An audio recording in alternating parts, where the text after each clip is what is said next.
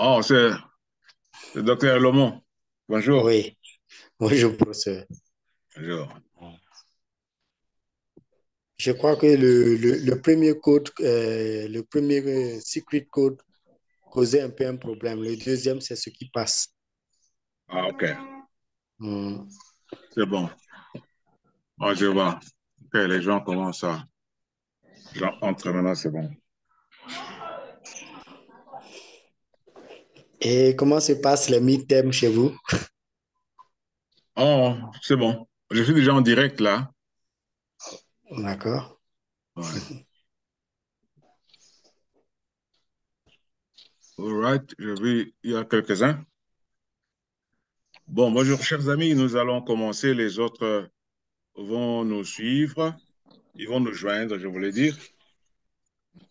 Euh, c'est dommage que je n'ai pas pu être présent lorsque on avait fait le colloque de l'anniversaire du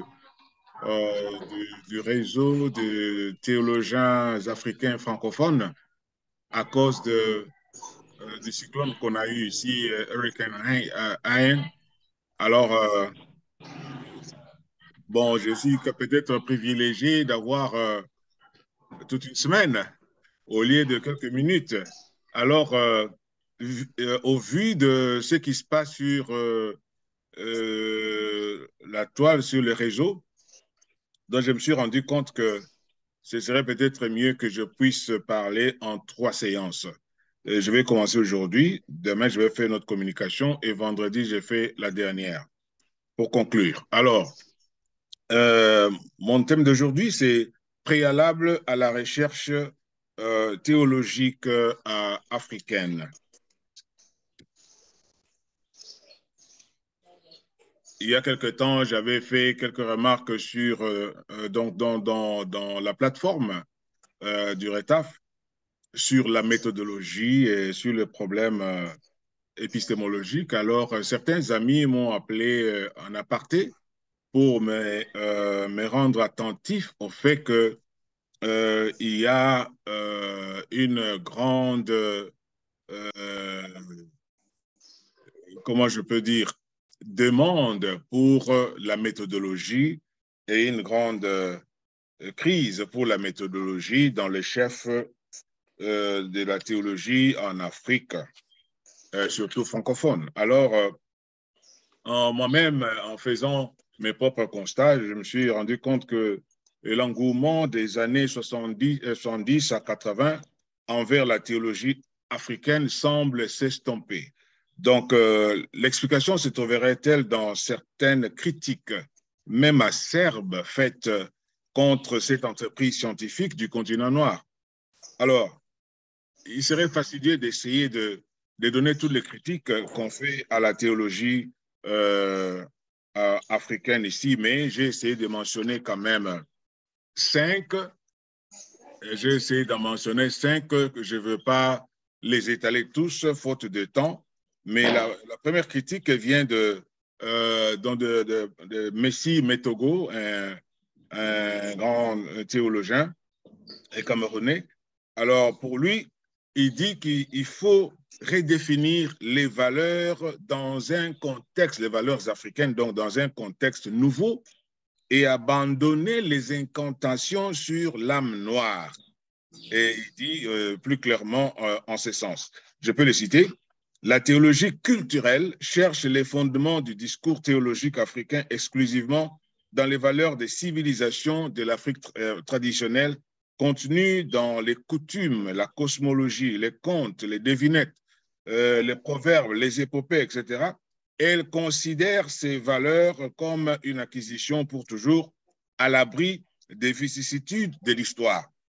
Donc, c'est un discours théologique sans prise sur la réalité africaine actuelle qui néglige les problèmes économiques et politiques ou déclare qui sont indissociables des problèmes religieux.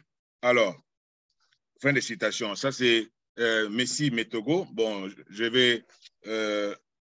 vais aussi parler de Kabasele Moulumba et puis de Gabriel Chonang et aussi de Joseph Krikaïdia.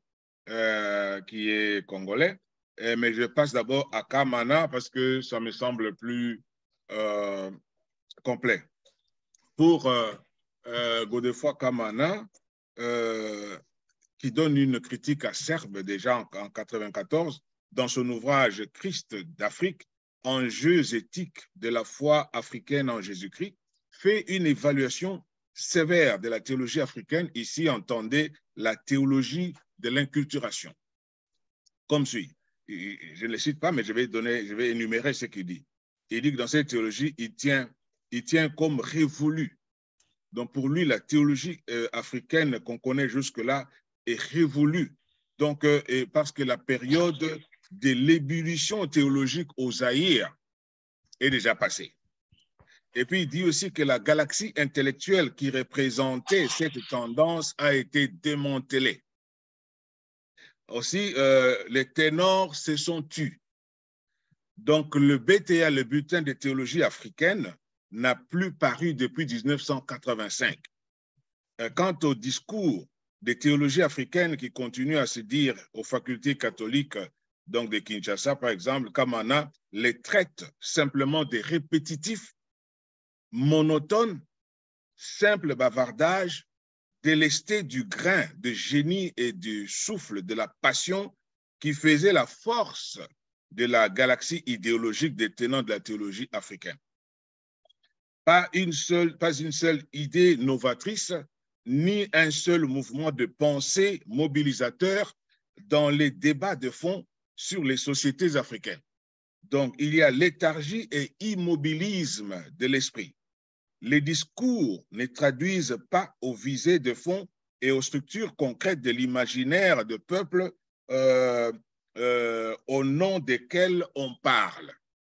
L'échec et la mort de la théologie africaine est dû au manque de lucidité dans l'analyse du contexte de la défaite de l'Afrique ainsi qu'à l'aveuglement manifeste sur les tâches de l'Église, sur la reconstruction du continent. Donc, pour Kamana, c'est même la théologie africaine est déjà morte, la véritable, parce qu'il y a eu un temps d'ébullition, les ténors sont passés, on a démantelé tout cela, et puis les gens sont devenus seulement répétitifs, et tout ce qu'ils disent, ça ne touche pas le problème de fond. Et comme vous avez dit avec Messi Metogo, pour lui, il ne faut pas considérer que les valeurs culturelles africaines sont éternelles. Ce sont des valeurs qui sont dans une société qui change. Les valeurs doivent aussi s'adapter au nouveau contexte. Donc, on ne peut pas rester cantonné en faisant des incantations de valeurs culturelles. Ça, c'est Messi Metogo qui dit cela. Alors, il y a un autre théologien, André Kabasele Moulumba.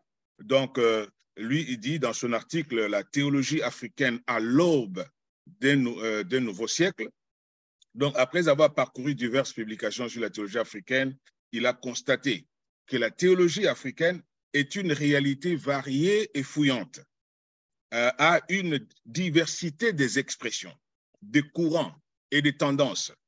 Donc, il présente une difficulté, la théologie donc présente une difficulté de type qu'il faut examiner. Quand on parle de la théologie africaine, on ne sait pas de quel type il s'agit. Est-ce la théologie universitaire et celle qui se pratique dans les instituts ou centres théologiques, d'une part, et la théologie qui émerge des communautés locales, ou entre la théologie publiée et la théologie orale, alors on ne sait pas de quel type de théologie il s'agit lorsqu'on parle de la théologie africaine en tant que telle.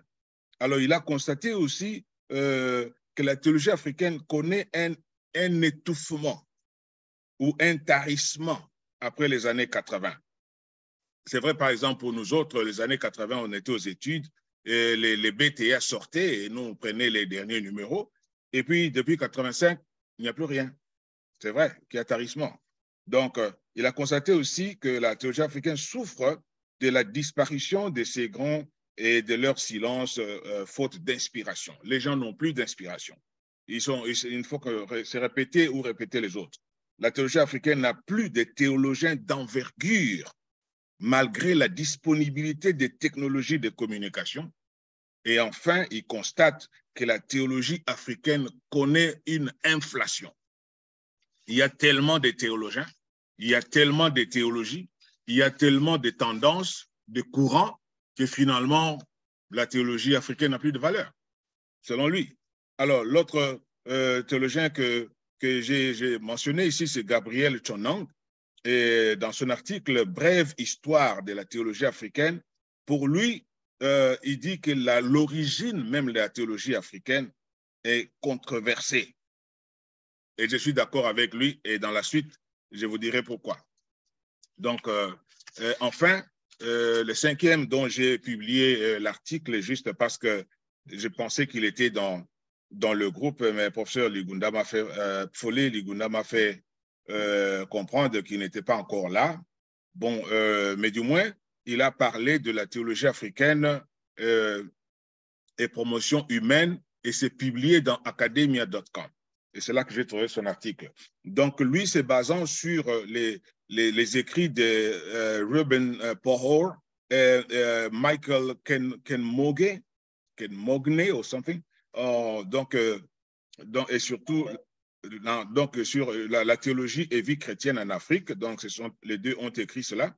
Et surtout, l'écrit de Ruben Pohor, intitulé « Les vécus de la conversion en milieu évangélique, questions et problèmes ». Et dans son article « Théologie africaine et promotion humaine », donc Krikaïda, que j'ai mentionné, il pose le problème de l'identité et de la légitimité de la théologie africaine. Donc, il soutient qu'aujourd'hui, la théologie est un discours de livres et de lettres mortes ne touchant aucunement aux besoins du peuple de Dieu. Il affirme que la théologie est censée être pertinente au service de l'Église et de la nation. Il aborde le problème de l'impact visible de la théologie pour la promotion humaine, c'est-à-dire son importance sur la vie pratique donc, des Africains.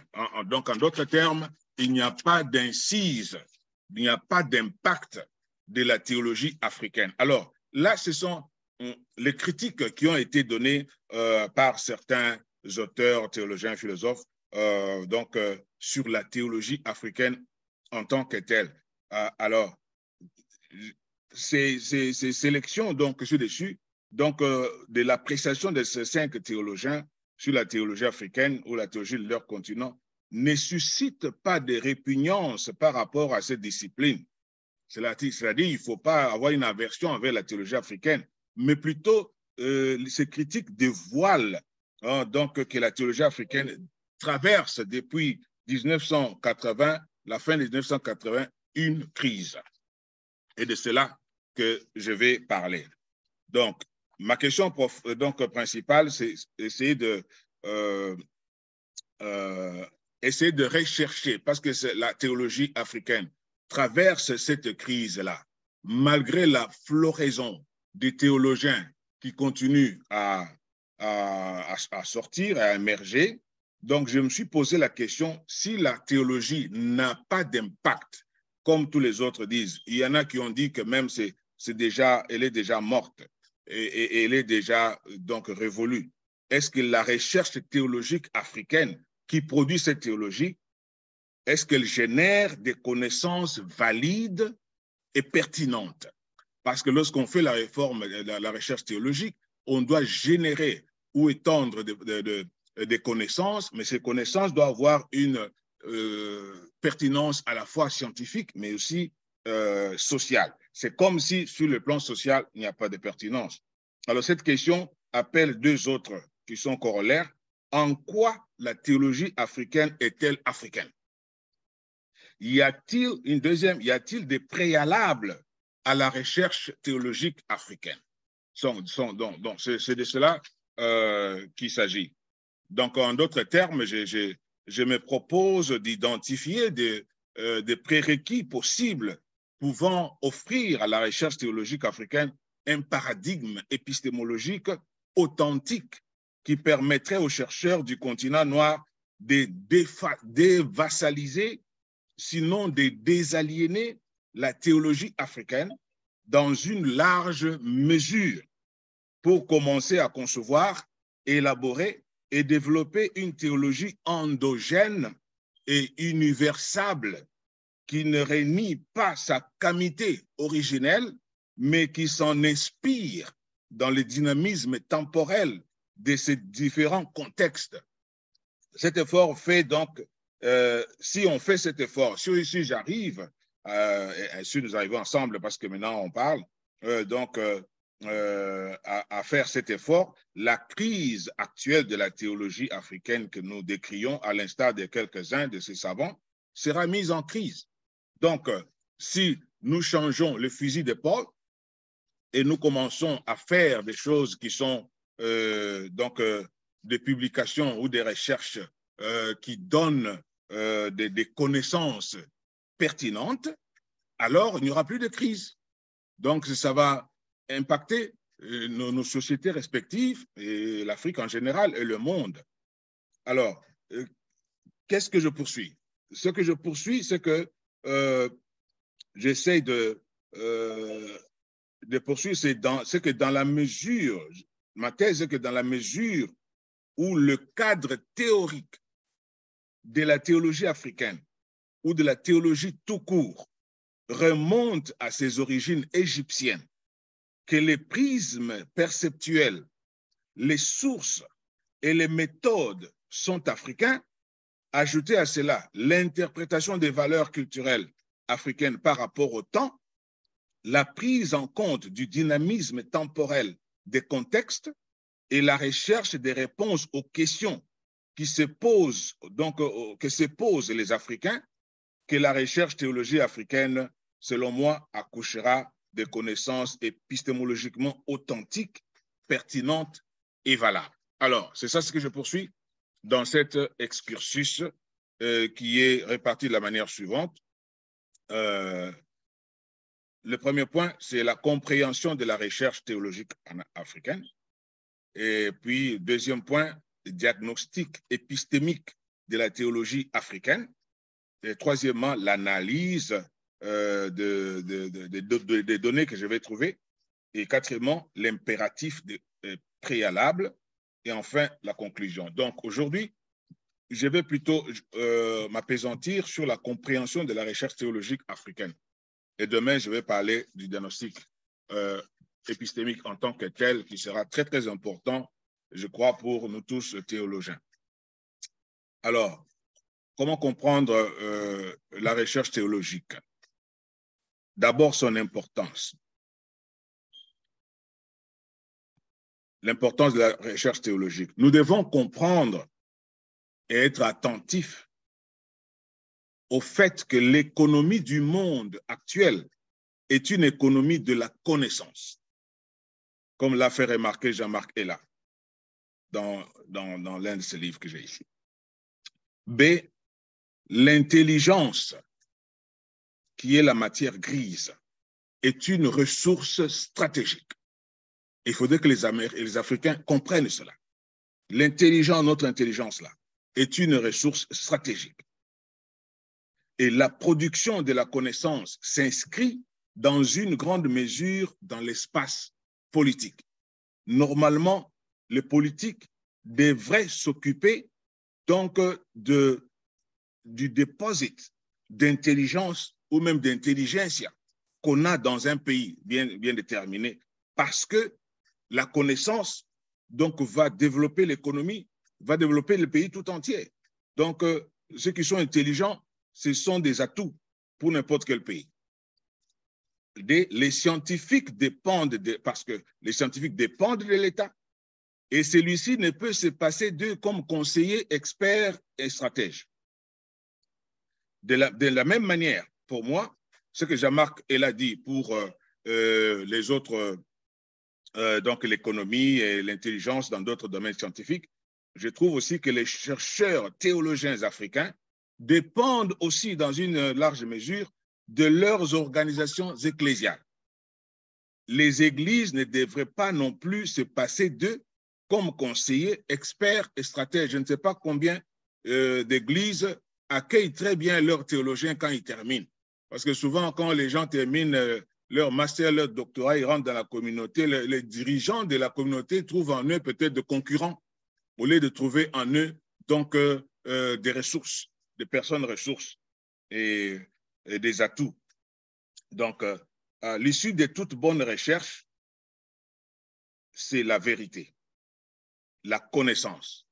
Or, c'est lui qui est tout connaissant et omniscient, c'est Dieu. Donc, pour terminer, il est difficile de poursuivre toute la connaissance sans se heurter au tout connaissant. Donc, quand on fait la recherche théologique, c'est difficile de faire la recherche théologique sans se heurter au grand théologien qui est Dieu lui-même, au grand savant, au grand connaissant. Parce qu'en philosophie comme en théologie, on est à la recherche de la connaissance, alors que nous avons donc quelqu'un qui est tout connaissant, qui est omniscient, du moins en termes théologiques protestants. Voilà, ça c'est l'importance. Là, je venais de donner l'importance de la recherche théologique africaine. Alors, comment je peux comprendre cela si je n'ai pas encore défini ou compris ce que c'est que la recherche? Donc, j'aimerais proposer une compréhension de la recherche, parce que ça pose beaucoup de problèmes. Les gens écrivent des livres, les gens font des recherches, les gens ont des documents, des papiers, mais est-ce que tout le monde comprend ce que c'est que la recherche? Ici, je vais prendre ce que Kate Turabian, donc l'un des meilleurs auteurs sur la méthodologie de la recherche ici aux États-Unis, il définit la recherche comme suit. A process of systematic inquiry to answer a question that not only the researcher but also others want to solve. Research thus includes the steps involved in presenting or reporting it. To be a true researcher, as we are using this term, you must share your findings and conclusions with others. Fin de citation. Je vais répondre ça en français. Donc, la recherche, pour lui, c'est un processus d'investigation systématique pour répondre à une question que non seulement les chercheurs, mais aussi les autres veulent répondre.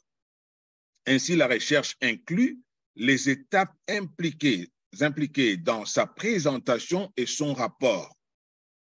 Pour être un bon chercheur, tel que nous utilisons ce terme, donc tu dois partager tes découvertes et tes conclusions avec les autres. Donc là, vous voyez comment Kate Turabian donc présente ce que c'est que la recherche. Donc, je vais expliquer ça dans quelques minutes. Alors, il se trouve donc que la recherche se révèle dans ces définitions comme une façon ou une manière de procéder pour ou dans une investigation ordonnée, disciplinée, organisée et méthodique pour répondre à une question d'intérêt commun que se posent les chercheurs et d'autres personnes. Il s'agit en d'autres termes des étapes à suivre dans une investigation. Alors, qu'est-ce que cela veut dire? Je décortique maintenant la définition de Kate Turabian. C'est que la nature d'une recherche est qu'elle est un processus. Le genre du processus, c'est l'investigation systématique. Ce n'est pas n'importe quel processus. L'investigation systématique. Alors, l'objet de l'investigation, c'est une question. L'objet de l'investigation, c'est une question. Et le type de la question, c'est celle que non seulement les chercheurs se posent, mais que d'autres personnes aussi veulent répondre. Donc, il faut qu'on comprenne que quand on fait une recherche, même théologique, donc on a affaire à un processus. Ce n'est pas quelque chose, on se réveille le matin, on dit que le Saint-Esprit m'a inspiré et puis je publie. Non, c'est un processus. C'est un processus. Alors, le processus, là, les genres du processus, c'est une investigation systématique. Donc, on fait une investigation.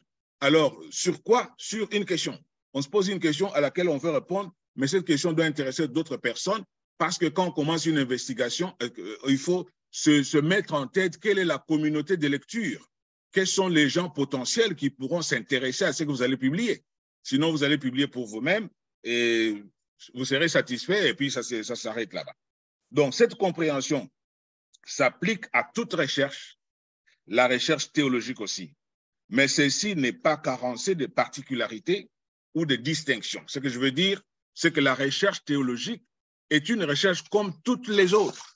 Il ne faut jamais la minimiser pour penser qu'elle parle de Dieu. Mais elle a aussi des particularités. C'est ainsi que je vais parler ici de la théologicité d'une recherche. Qu'est-ce qui fait qu'une recherche soit réellement théologique? Alors, donc, ici, j'essaie de voir les critères de théologicité d'une recherche. La première étape pour déterminer la théologicité d'une recherche, c'est comprendre que le concept théologie ne doit plus être réduit à la compréhension grecque. Comme je l'ai dit dans ma dernière leçon publique. Beaucoup de gens, lorsqu'ils parlent de théologie, donc ils pensent que les dieux dans le monde, partout, s'appellent théos. Non. Théos, c'est les dieux ou c'est la compréhension des dieux selon les Grecs. D'abord, qui avaient plusieurs dieux. Donc, ce n'est pas un nom générique pour toute conception de Dieu dans le monde et dans toutes les cultures. Non. Ça, c'est la première chose qu'il faut comprendre. C'est-à-dire, quand on fait la théologie, on ne fait pas forcément la théologie gréco-romaine. 2. Théos n'est pas le nom de Dieu pour toutes les cultures, je venais de le dire. Alors, la troisième chose, c'est que Dieu en Afrique est caractérisé par la polynomie et par la polymorphie, selon ce qu'en dit Bilolo Mubabinge sur la cosmothéologie égyptienne. Donc, Dieu en Afrique, vous allez remarquer que dans toutes les tribus, dans tous les pays de l'Afrique, on connaît Dieu, on croit en Dieu, mais ces dieux portent plusieurs noms. C'est ça la polynomie. Et chez les Égyptiens, par exemple, il y avait la polymorphie. Donc, on pouvait les représenter de différentes manières, mais c'est le même Dieu. Donc, ça, c'est une réalité africaine lorsqu'on dit qu'on va faire une théologie contextuelle. Donc, ici en Afrique, je veux dire en Afrique, ou bien on veut faire une théologie vraiment qui sorte de l'Afrique, il faut tenir compte de ces réalités africaines qui sont avérées, qui sont vérifiées depuis longtemps. C'est ce qui me pousse, moi, à définir la théologie en Chiluba dans une langue congolaise de la République démocratique du Congo. Dieu, en Chiluba, pour montrer qu'il n'est pas toujours théos, s'appelle Vidie Mukulu, ou bien Mulopo, ou encore Maweja Nangila, ou encore Nzambe. Donc, selon ce qu'en dit Mathieu Kayoka Moudingai dans son dictionnaire, donc Luba, français Luba, qu'il a imprimé d'ailleurs ici à Raleigh, aux États-Unis, en Caroline du Nord. Alors, si Dieu s'appelle Mawe Vidimukulu, Mulopo, Mawe Janangila Nzambi, c'est que la théologie en Chiluba, ce serait les Dimanya, je vais traduire ça en français, Dimanya, Dijukula, Nkindi, ya Malu Amvidimukulu, ou Mulopo, ou Mawe Janangila, ou Nzambi. La traduction française de ce que je viens de dire, de cette définition, est que la théologie, pour le Luba, c'est la connaissance, l'explication, la clarification, les mystères des choses ou des affaires concernant le Créateur. C'est ça la théologie. Donc, quand moi je veux parler de la théologie, je ne suis pas obligé de la comprendre telle que le grec la comprend, ou telle que le romain la comprend, ou telle que le juif la comprend, ou telle que n'importe qui ou un américain la comprend. Parce que chez moi, mes ancêtres connaissaient Dieu, les dieux créateurs. Il n'y a pas deux dieux qui ont créé le monde, il n'y a qu'un seul. C'est ces dieux-là. Et les Africains sont les premiers à avoir eu le concept des dieux dans l'histoire. Donc, c'est ces dieux-là que tout le monde a suivi après. Mais chez moi, il s'appelle Mvidi Mukulu, Mulopo, Maweja Nangila. Donc, c'est comme ça que je dois comprendre la théologie avant de comprendre ce que les autres ont compris.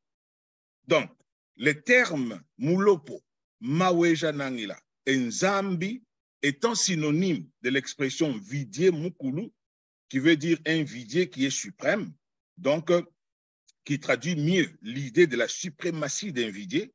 S'il faut franciser la science Luba, donc de Dieu, je l'appellerai la science Luba sur Dieu, je l'appellerai la vidéologie, donc une logie d'un vidier. Simple. Donc, par conséquent, ce qui est théologique est ce faisant vidéologique, du moins dans le contexte Luba, parce que nous parlons beaucoup de contexte. Je donne un autre exemple. Dans la langue du Congo, parce que c'est une langue que je connais mieux, la théologie en Kikongo. Dans le Kikongo, qui est dans le Bandundu, dans le Bas-Congo, et à Brazzaville, Congo-Brazzaville, et puis en Angola jusqu'au Gabon. Dans le Kikongo, Dieu s'appelle Nzambi, ou Dieu Tout-Puissant Nzambi Mpungu. Donc la théologie en Kikongo, c'est Mambu Manzambi Mpungu, comme le dit Emmanuel Vangu Vangu, donc dans son écrit.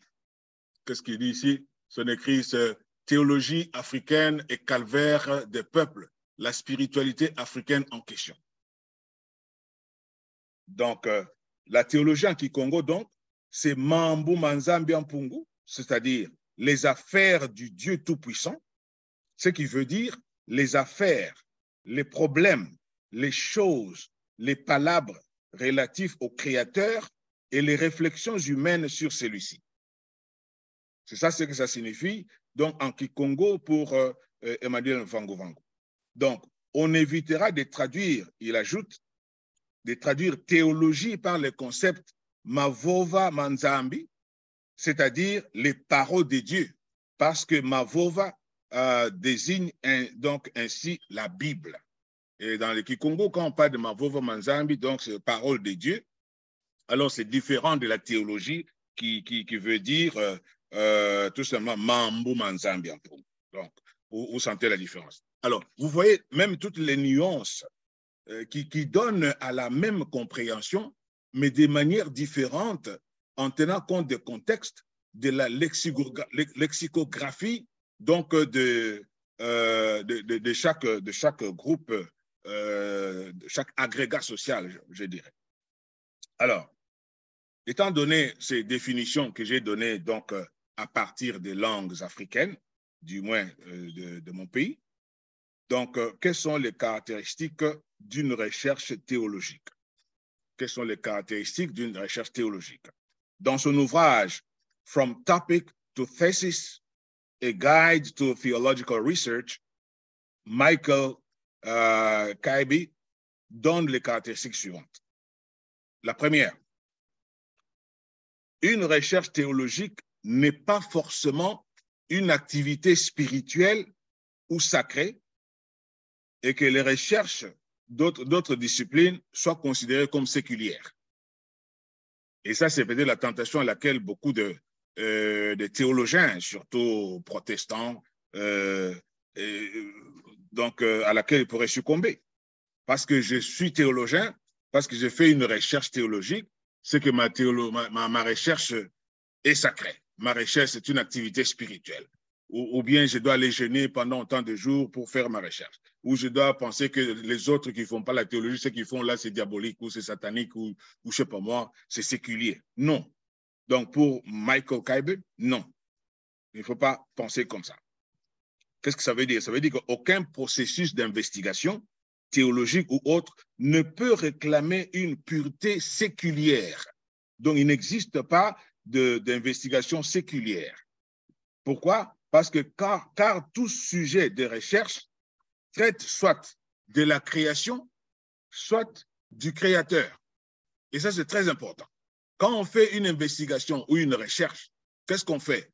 On fait la recherche soit sur la création, sur quelque chose, un élément ou un phénomène qui est dans la nature, dans la création de Dieu, ou soit on fait les recherches sur Dieu.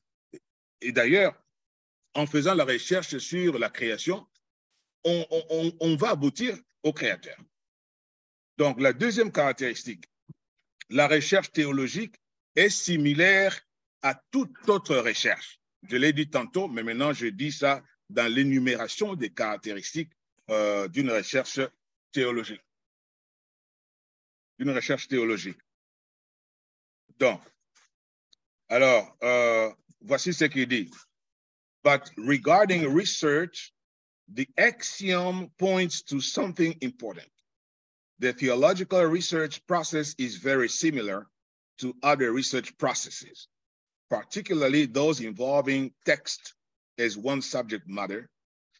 Every research process has a preparation component, a field component, and an analysis component. Donc, c'est-à-dire, quand on fait une recherche théologique, elle est similaire à toute autre recherche, surtout et particulièrement les recherches qui se basent sur un texte. Parce que généralement, quand on parle de théologie, on parle toujours d'un texte. Pour la théologie chrétienne, c'est la Bible. Si c'est la théologie musulmane, c'est le Coran. Bon, si c'est d'autres théologies, ils ont tous ces textes sacrés. En d'autres termes, les schémas de la recherche consistant à trouver l'orientation. Donc, le schéma de toute recherche consiste à trouver l'orientation qu'on veut donner à son projet de recherche, et puis rassembler les sources plutôt, rassembler les sources, comprendre les problèmes, entrer dans la conversation, parce qu'une recherche, c'est une entrée dans une conversation qui existe déjà, mais à laquelle on va participer en y amenant son apport et établir sa position. Donc, établir sa position. Donc, c'est très important. Alors, la recherche théologique, c'est aussi une tentative parmi tant d'autres pour comprendre plus complètement les créateurs et la création. Donc, quand on fait la recherche, qu'on le veuille ou non, on va comprendre, même si on est athée, mais si on croit quand même que ce monde a été créé, donc ça implique les créateurs aussi. Alors, la caractéristique qui suit a quelque chose, donc la recherche théologique a quelque chose à voir avec notre incarnation du sujet. Et ça, c'est très important. Qu'est-ce que ça veut dire? La recherche théologique ne se limite pas seulement aux études, aux lectures, aux descentes sur terrain, mais il faut avoir la volonté de se salir les mains, une implication, une proximité, une vulnérabilité. Donc, on s'implique, on se retrouve dans ce qu'on recherche, car la connaissance n'existe pas seulement à distance, il faut s'y impliquer. Donc, c'est une des caractéristiques de la recherche théologique. Donc, la caractéristique suivante, la recherche théologique est nécessairement une confession. Une confession, qu'est-ce que ça veut dire? Tu confesses en faisant la recherche. Si l'objet de ta recherche, c'est Dieu, pas c'est la théologie, en faisant la recherche, tu te rends compte que tu ne mérites pas de le connaître, car tu es un homme pécheur et limité dans ton habilité de le comprendre. Parce que tu es une infinitude. Et tu es une finitude, tu ne peux pas comprendre l'infinitude. Mais essayer de comprendre Dieu et avoir la possibilité d'approcher quelque chose donc, qui peut le présenter jusqu'à un certain niveau, c'est-à-dire que c'est une grâce qui t'est faite. Parce qu'en tant que pécheur, tu ne mérites même pas de comprendre Dieu. Alors, la caractéristique suivante, c'est que la théologie, la recherche théologique a un expert en matière qui est toujours présent. C'est le Saint-Esprit qui nous guide dans toute la vérité. Cela veut dire qu'on ne va pas escamoter les étapes de la recherche scientifique pour dire que le Saint-Esprit va tout me dire. Non, mais on a aussi besoin de sa sagesse. En ayant besoin de sa sagesse, on entre aussi dans la communauté des gens à qui le Saint-Esprit aurait déjà révélé d'autres choses sur ce que tu cherches. Et c'est ainsi que tu entres dans une conversation qui a déjà existé et ça va te permettre de retrouver le cadre théorique de ce que tu veux faire. Donc, la caractéristique suivante, c'est que la recherche théologique a besoin de l'autorévélation divine en Christ à cause de l'incognoscibilité des dieux, mais les dieux qui disponibilisent cette connaissance pour nous à travers la révélation, bien sûr. Donc, il faut comprendre que c'est comme ça que se présente une recherche dans ce domaine de la théologie. Suivant, la recherche théologique est au service de l'Église et de l'humanité. Quand on est théologien et on fait des recherches d'abord pour soi-même, parce que la première personne qui doit être satisfaite de la recherche, c'est les chercheurs. Parce que vous êtes posé une question, vous avez une curiosité, quand vous trouvez la réponse, donc vous dites « Eureka ». Donc, vous avez trouvé. Donc, la première satisfaction, c'est vous. Mais ensuite, vous devez, votre travail ou votre trouvaille doit avoir de l'impact sur l'Église où tu es serviteur, mais aussi sur l'humanité. Donc, ça doit impacter aussi la communauté dans laquelle tu vis. Alors, la recherche théologique, enfin, aboutit toujours à la connaissance des dieux, comme je l'ai répété plusieurs fois, parce que c'est dans ce domaine qu'on se trouve. Alors, pour terminer, aujourd'hui, je vais maintenant parler de l'africanité, maintenant de la théologie, donc de la recherche théologique et de la théologie en tant que telle. Parce que je viens de définir la théologie pour mieux comprendre la recherche théologique, et j'ai défini cela dans les langues nationales de chez moi, et j'ai montré les caractéristiques maintenant de la recherche théologique. Maintenant, quelle est l'africanité de la recherche théologique ou de la théologie? Parce que je suis en train de parler de la recherche théologique africaine. Donc, selon the American Heritage Dictionary, on peut voir que le concept africain se trouve être à la fois un nom et aussi un adjectif. Alors, comme nom, il sous-entend une personne née en Afrique. Alors, cette définition-là peut s'appliquer à toute la théologie africaine. Ça peut s'appliquer aussi à la théologie africaine, non seulement aux personnes, parce que quand on parle d'une personne née en Afrique, donc on parle d'une personne humaine, non pas c'est la personne humaine qui est africaine, mais la théologie, si elle est africaine, donc cette définition aussi la concerne. Donc elle est aussi, la personne doit être née en Afrique. Donc la deuxième définition, c'est que africain, c'est un membre de l'un des peuples indigènes de l'Afrique. Quand quelqu'un est membre d'un des peuples indigènes de l'Afrique, autochtone de l'Afrique, alors il est africain. Alors ces deux définitions peuvent toutes s'appliquer à la théologie africaine, disais-je, mais dans le cadre de cet exposé, considérons donc le concept africain comme nom. C'est vrai que l'autre partie aussi s'applique. Alors, dans ce cas, la théologie africaine est celle qui est née en Afrique. Ça, c'est la métaphore ou même l'analogie qui peut être faite. Né en Afrique, donc il y a le concept de la naissance. Ceci revient à dire que les géniteurs de cette théologie doivent être africains. Donc, la sémence qui donne naissance à cette théologie doit être africaine. Et la maternité dans laquelle la théologie est née doit être africaine. Donc, c'est ça l'analogie que j'ai fait là-bas.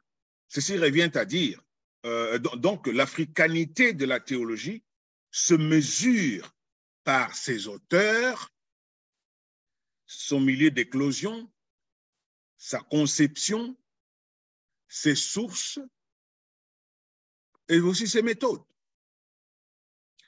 Alors, qu'en est-il de la théologie africaine telle que connue aujourd'hui? Il convient de remarquer ici qu'il existe, à mon avis, deux types de théologies africaines. Une théologie africaine non chrétienne et une théologie africaine chrétienne. Je commence avec la non chrétienne. Et pour la non chrétienne, il y a aussi deux types. D'abord, la théologie africaine non chrétienne qui est une théologie philosophique ou une cosmothéologie, comme la cosmothéologie égyptienne, qu'elle soit hermopolitaine, héliopolite, thébéenne, armanienne, etc. Il ne s'agit pas forcément d'une théologie révélée, mais plutôt d'une théologie révélatrice des dieux. Les dieux appelés l'un ou le préexistant chez les Égyptiens dans toute sa polymorphie que j'ai expliqué et dans toute sa polynomie. Donc, l'africanité de cette théologie est qu'elle s'est élaborée sur base de la perception de la réalité ou de la vision du monde des Égyptiens.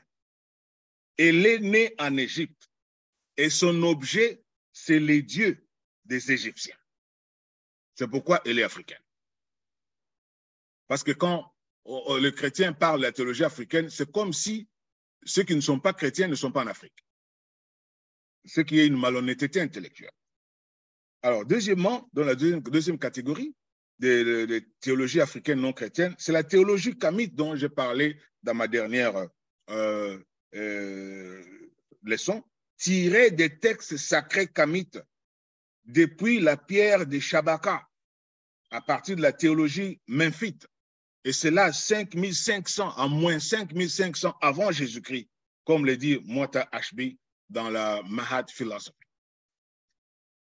Mais maintenant, le deuxième type, la théologie africaine chrétienne, présente trois variantes. D'abord, la théologie copte. Deux, la patristique catholique faite par les Africains, ou entre guillemets, et la théologie africaine moderne, que j'appelle moderne du XXe siècle, dont on parle tous les jours ici. Bon, d'abord, la théologie copte est celle de l'Église copte d'Égypte qui avait résisté, selon Moubabing Bilolo, dans son article intitulé « Notice historique sur les Coptes », à l'hégémonie, je le cite, à l'hégémonie de toute langue extra-africaine. Ils se sont, donc les Coptes se sont forgés une nouvelle écriture, d'autres signes alphabétiques, et ont créé leur propre christianisme et fait un choix propre des textes à suivre. Ils se sont dotés d'une Bible africaine. Pour ceux qui ne savent pas qu'il y a une Bible africaine qui a existé, s'appuyant aussi sur les témoignages des Jean Blic, Moubabing Bilolo soutient que les premiers documents du christianisme africain datent du IIe siècle et sont de loin antérieurs à la Bible donc de la Septante, à la version de la Septante, à la Vetus Latina et à la Vulgate de Jérôme. Donc le premier texte chrétien, ce n'est pas la Vulgate, ce n'est pas le canon qui a été fait au IVe siècle, mais c'est la Bible copte, historiquement parlant. Alors, selon Christian Canouillère, dans son article « Les Coptes chrétiens d'Égypte, nos aînés dans la foi », il dit ceci, je le cite. « Pourtant, le peuple copte est le premier né du christianisme africain, opiniâtrement fidèle aux promesses de son baptême. En effet, l'Église copte fait remonter ses origines à la prédication de l'évangéliste Marc, qui est dans le Nouveau Testament parmi les synoptiques, qui serait mort martyr à Alexandrie. Et elle se souvient avec piété que c'est en Égypte que la Sainte Famille, dont la famille du Christ, a fui la cruauté d'Hérode. Les Coptes sont nos frères aînés dans la foi qui nous ont donné et peuvent-on nous apprendre. Fin de citation. Ça, c'est Christian Canouillère qui le dit. Donc, en tenant compte de tous ces éléments sur l'Église copte, il est judicieux de se demander pourquoi les chrétiens, surtout protestants, ne s'intéressent jamais à l'Église copte ou à sa théologie en tant que chercheurs. Donc, alors, l'africanité de cette dernière, donc la théologie copte, tient à l'Égypte comme lieu d'éclosion à la Bible copte comme texte sacré et à l'indépendance conceptuelle de ces penseurs. Donc, dans toute indépendance, ils ont donc mis au point leur foi. Deuxièmement, dans la deuxième catégorie dans les théologies africaines chrétiennes, nous ne pouvons historiquement pas éluder la contribution des pères de l'Église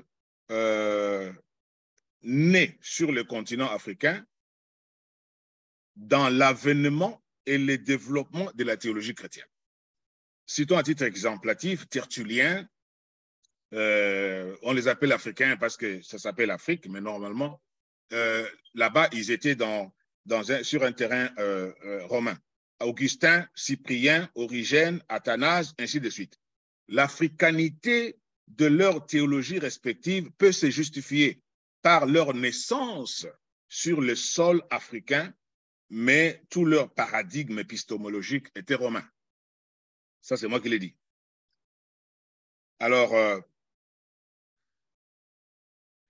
troisièmement, la troisième catégorie maintenant pour la théologie africaine moderne, selon Bimwenyi Kweshi, dans son discours négro-africain, le discours théologique négro-africain, problème de fondement, la théologie moderne est celle dont les germes et signes avant-coureurs coïncident avec le document collectif Les prêtres noirs s'interrogent, paru en 1956, et dont le début les débats de principe remontent au 29 janvier 1960 à Kinshasa, faculté de théologie catholique. La discussion entre Chibangu Tshiku et son professeur portait sur la possibilité seulement d'une théologie africaine. Les questionnements de Chibangu n'étaient pas sur la possibilité d'une théologie de conception africaine, mais une théologie de couleur africaine. Donc, il s'agissait de donner à la théologie catholique romaine une teinture africaine, c'est-à-dire la tremper dans la culture sans en altérer la substance, car c'est elle, la théologie donc occidentale, et elle seulement qui était considérée comme théologie universelle. Donc, la théologie africaine moderne de ce temps-là, qui a commencé en 1960, c'est une théologie de l'extériorité, une théologie de l'ascension ontologique. C'est comme si on vous permet d'avoir aussi une théologie parce que vous n'avez pas le droit d'en avoir. C'est-à-dire, on ne vous considère pas comme un être situé, un être qui a une culture, un être qui a une vision du monde, un être qui a une perception de la réalité, qui peut se faire un concept de Dieu. Donc, la théologie catholique romaine, c'est la seule théologie universelle valable. Je ne sais pas en quoi elle est universelle, mais vous, le noir, vous n'avez pas le droit d'avoir une théologie. Donc, si on veut vous faire une faveur, ontologiquement, vous pouvez quand même considérer votre culture dans cette théologie. Alors, dans ce sens, l'africanité de cette théologie décolonisée, que j'appelle décolonisée, des aliénés, des frustrés, cette théologie, donc assimilée, doit être permise devrait être permise d'africaniser seulement la catéchèse et la pastorale, de manière que le christianisme puisse assumer certains éléments de la culture africaine en s'y adaptant. Ici, il y a escamotage total de la cosmothéologie égyptienne, mentionnée si haut, de toute la théologie kamite, partant de néthérianisme depuis les néolithiques supérieurs, basés sur les textes sacrés kamites, et de la théologie copte. Quelle malhonnêteté! Alors, sommairement, l'africanité de la théologie se fonde sur l'africanité des auteurs, l'africanité des textes sacrés ou des sources, l'africanité de l'objet de la théologie, l'africanité du paradigme épistémologique, tout à fait, les méthodes et tout ça.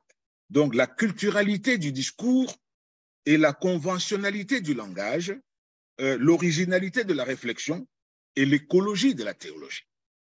Alors, en résumé, la recherche théologique africaine, c'est une recherche, comme toute autre recherche, mais une recherche qui a la particularité, en la faisant on ne voit pas seulement, on n'a pas seulement affaire à la création, mais aussi au Créateur et l'amène à la connaissance beaucoup meilleure des dieux.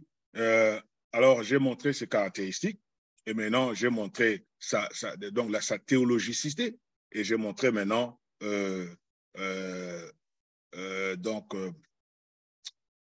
son africanité. Merci beaucoup. Je vous donne l'occasion maintenant, je suis à vous pour des questions éventuelles.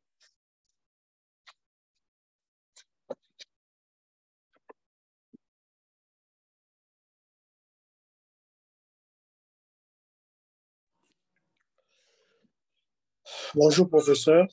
Bonjour. C'est Oumarou depuis le Cameroun. Ouais, mon ami. Merci pour votre exposé. Comme d'habitude, il est riche, il bouscule surtout. Je voudrais que vous m'éclairiez davantage sur le concept de l'incarnation du sujet en théologie. Vous avez parlé du sujet qui devrait être incarné, mais je n'ai pas très bien saisi les explications que vous donniez. Ah, ok. Merci. Donc, l'incarnation du sujet, c'est-à-dire vous vous projetez dans le sujet que vous recherchez. J'ai dit que vous devez vous salir les mains, c'est-à-dire vous devez vous impliquer dans le sujet. Parce qu'une recherche théologique, comme j'ai dit, elle vous amène aussi à la connaissance du Christ et des dieux et du Christ, parce que c'est Christ qui l'a révélé. C'est-à-dire quand vous faites une recherche théologique, elle vous interpelle. C'est ça ce que ça veut dire. Elle vous interpelle et comme j'ai dit aussi que c'est une confession. Donc vous sentez que vous ne méritez pas de connaître Dieu, même de l'approcher, mais vous avez cette occasion d'essayer de le rechercher en tâtonnant, comme l'a dit l'apôtre Paul. Alors, c'est une manière à vous, non seulement de rechercher pour trouver une connaissance, mais aussi être interpellé par cette transcendance de Dieu qui est l'objet de votre recherche. Ok, merci, professeur. La dernière question, bon, peut-être pas une question. Quand vous donniez le sommaire de l'africanité de la théologie, dans laquelle devons nous engager, vous avez cité un nombre de points. Je n'ai pas pu les relever, vous étiez très rapide. J'ai retenu l'africanité des sources, l'africanité épistémologique, l'africanité des auteurs, et c'est tout. Je ne sais pas si vous pouvez revenir là-dessus pour nous permettre, nous autres qui prenons les notes, de relever ce que vous disiez. OK, sans problème. Je vais répondre ça, mais je dois vous garantir que la vidéo sera sur la toile, juste après. OK, d'accord. OK, d'accord. Donc, il y a l'africanité des auteurs. Donc, ça doit être une pensée des Africains. Donc, l'africanité des textes sacrés ou des sources. Parce que les sources peuvent être multiples, elles peuvent être aussi orales. Donc, ça peut être un problème culturel, ça peut être la manière de danser, la manière de faire ceci, cela, dans certains éléments culturels. Et l'africanité de l'objet de la théologie. Parce que si l'objet de la théologie, c'est Dieu, donc l'objet de ma théologie, c'est mon Dieu.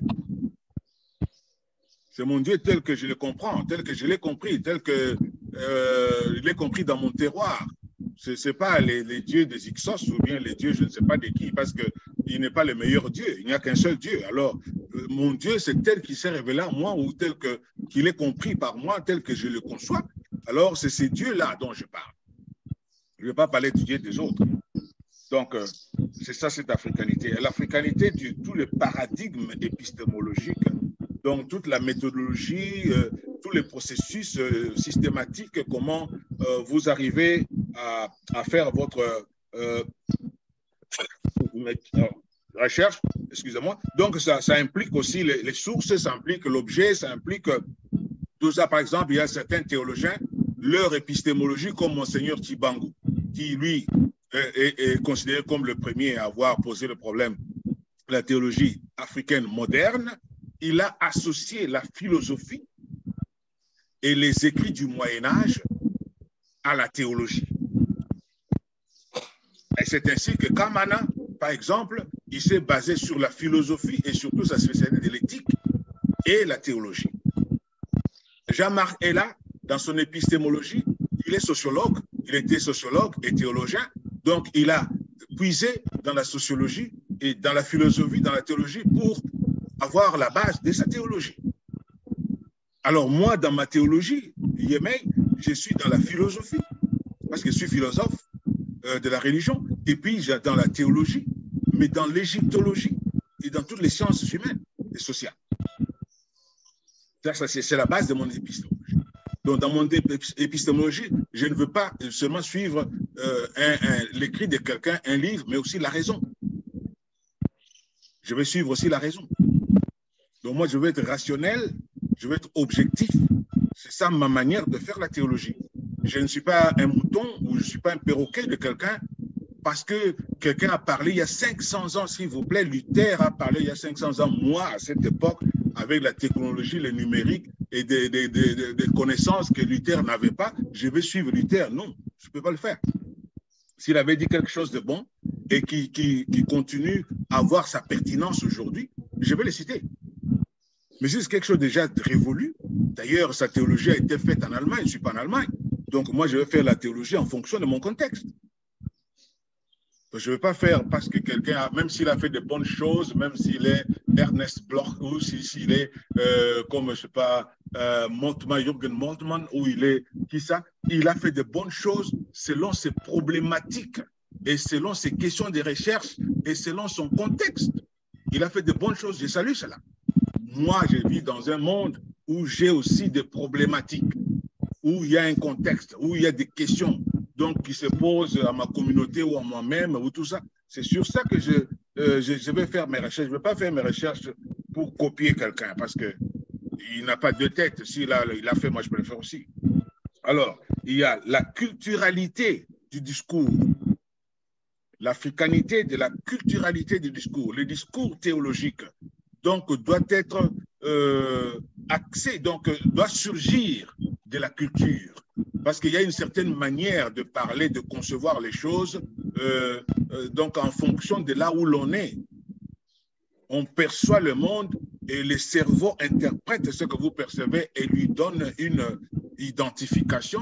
Et puis, quand vous vivez dans une société, il y a un langage conventionnel qui va coder l'abstraction que vous avez eue dans votre tête. Et c'est ça, le langage, qui est culturel.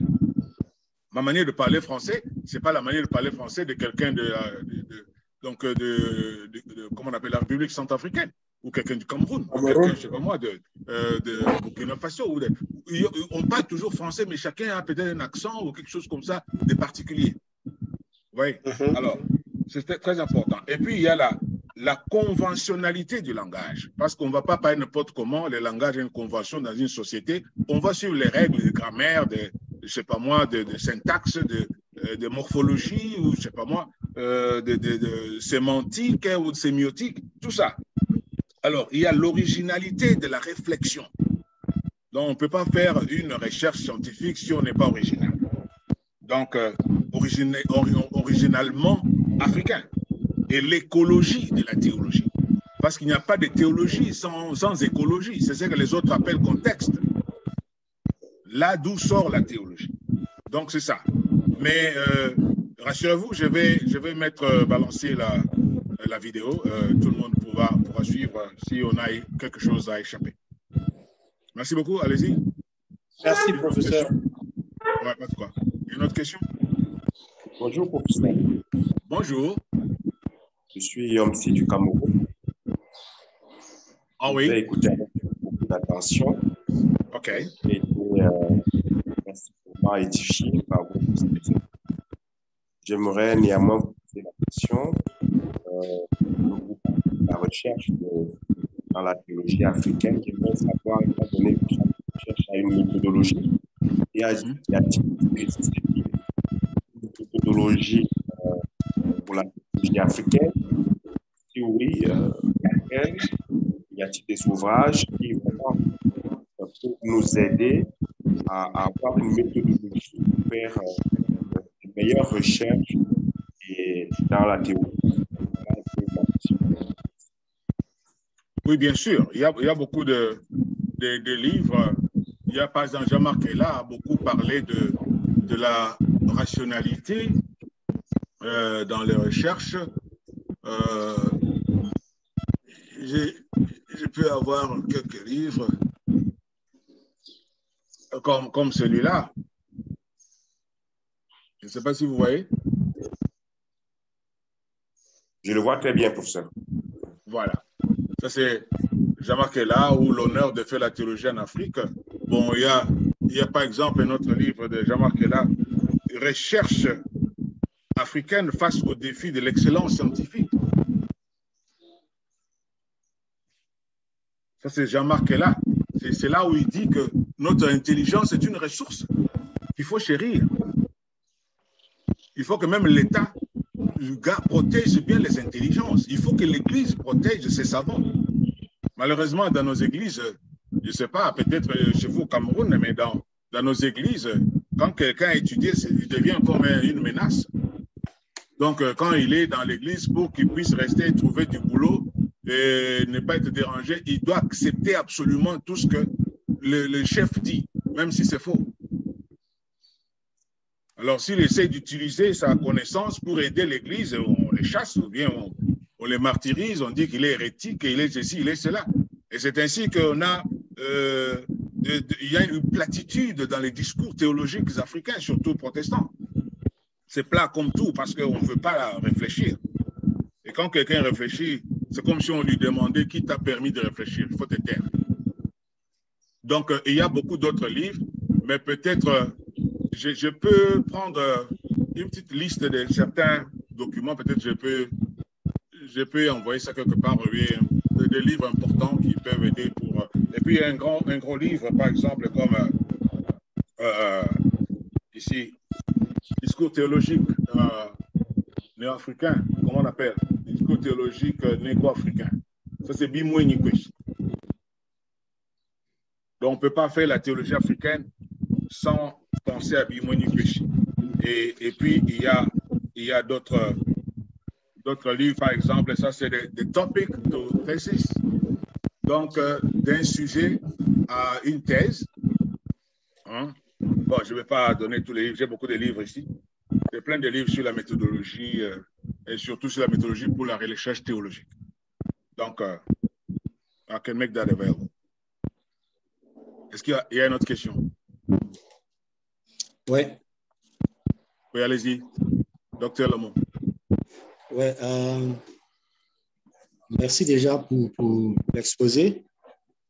Alors, moi, en vous écoutant, ce qui a retenu mon attention, c'est la nature même de ce que nous appelons recherche.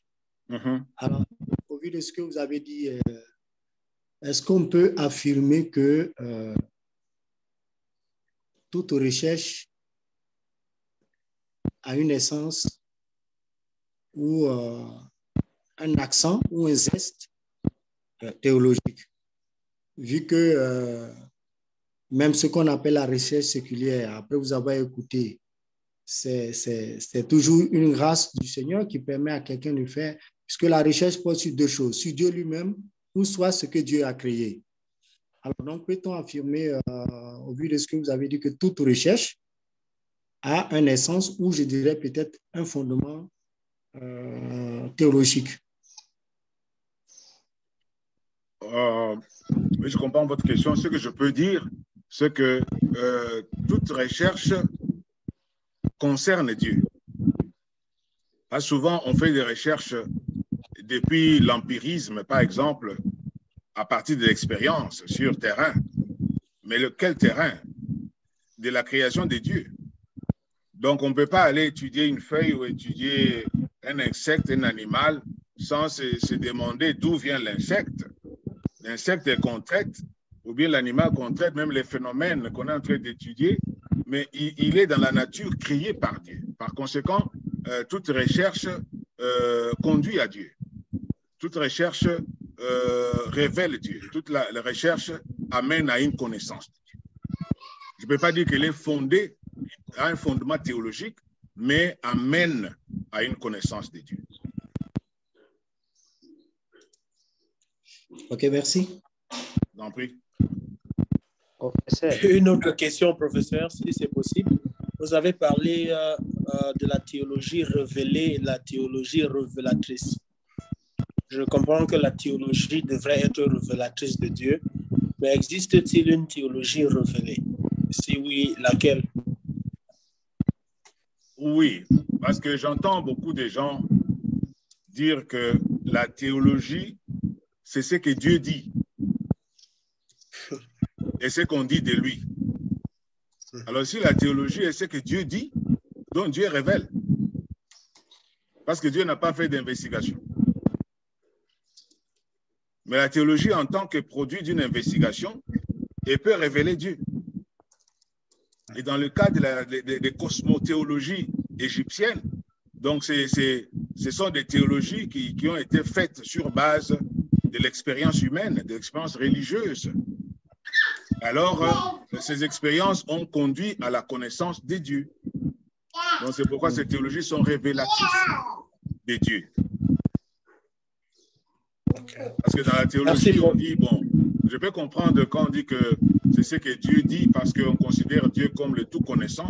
Donc, c'est le meilleur théologien, ce qu'il connaît.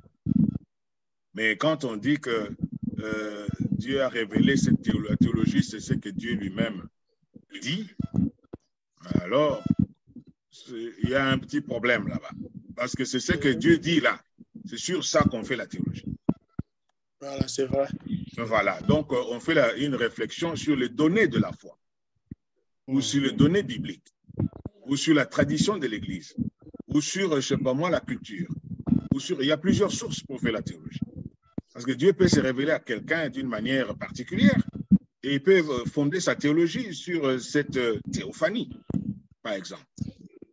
Donc, il y a un problème de précision dans les concepts que nous utilisons. Oui, il y a quelqu'un qui voulait prendre la parole. Oui, bonjour, professeur. Bonjour.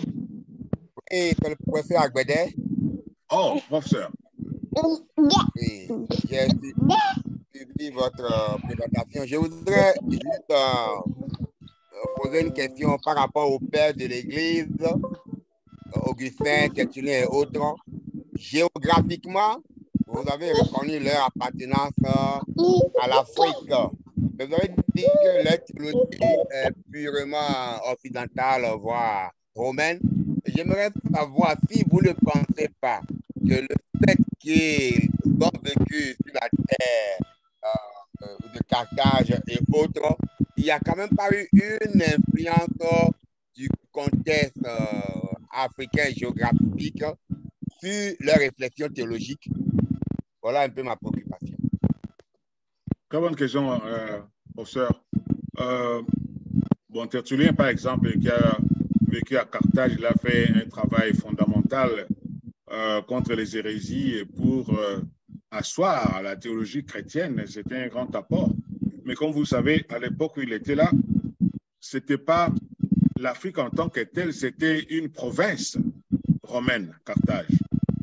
Et d'ailleurs, c'est à partir de là que le nom Africa a été donné, Africanus a été donné parce qu'on considérait les Afri qui constituent une des tribus berbères de Carthage. Et quand les marchands romains venaient là-bas, ils s'adressaient à eux comme les habitants d'Afrique. Alors, ils ont étendu ça à tous les continents. Mais maintenant, pour répondre à votre question, géographiquement, oui, il était en Afrique, mais culturellement, religieusement, théologiquement, épistémologiquement, il n'était pas en Afrique. Parce que vous savez que quand nous parlons, j'ai toujours parlé des Kamites, parce que ça, c'est le continent noir. Mais quand on parle de l'Afrique, selon les Romains, il y a aussi l'Afrique septentrionale, bien sûr, qui est dans le continent, mais nous n'avons pas de connexion ou de similarité avec cette Afrique berbère sur le plan historique ou sur le plan linguistique ou sur le plan religieux, parce que ce sont des gens qui sont arabes, d'origine arabe et qui ont beaucoup plus à faire avec le Moyen-Orient que l'Afrique. Par conséquent, j'ai dit, géographiquement, il aurait travaillé dans un contexte africain, mais dans une église romaine. Et lui-même, il a fait en latin. Donc, africain, géographiquement, oui. Mais épistémologiquement, non. Ça, c'est selon moi.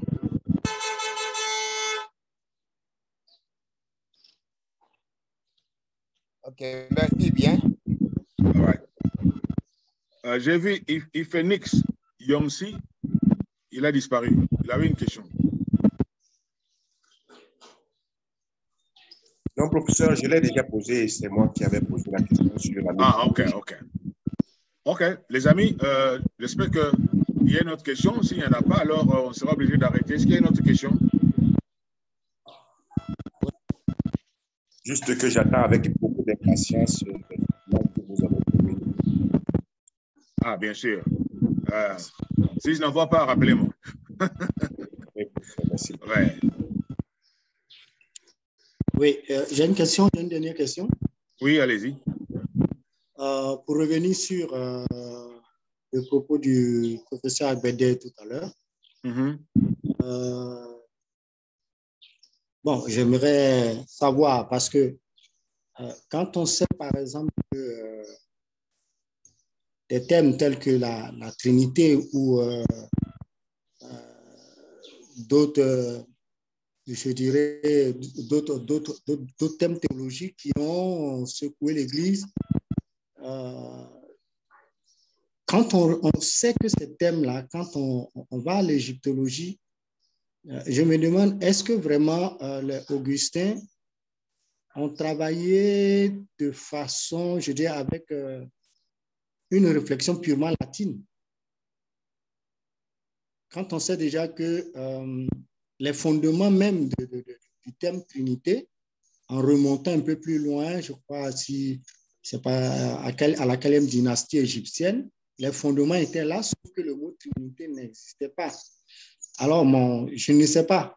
Est-ce qu'on peut franchement dire qu'ils étaient simplement géographiquement en Afrique, mais philosophiquement romains dans leur démonstration théologique? Est-ce que ça ne pose pas un problème au regard des données déjà qu'il y a dans l'égyptologie, sur ce point de la Trinité particulièrement? Oui, merci. J'ai répondu à la question du professeur Agbede en parlant des Tertulliens à Carthage. C'est ainsi que j'ai parlé de l'influence romaine. Mais Augustin, donc, et les autres comme Cyprien, comme Origène, qui étaient à Alexandrie, c'est l'Afrique noire. Vous comprenez? OK. C'est l'Afrique noire. Donc, il pouvait y avoir l'influence de la culture égyptienne. Ça c'est clair. J'ai parlé de Carthage parce qu'il y a une différence culturelle.